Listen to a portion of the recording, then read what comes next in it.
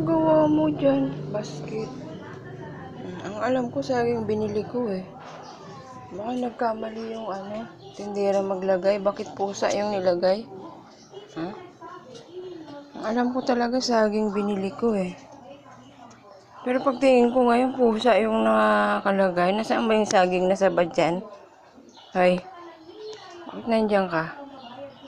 Wala stick na yun na. Ay, sus. Isasuli ko muna ito sa tindera. Grabe kayo sa akin ah.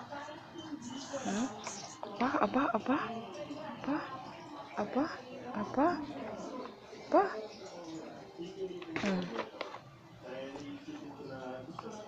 Paano naisip mo? Kung ano-ano naiisip mo?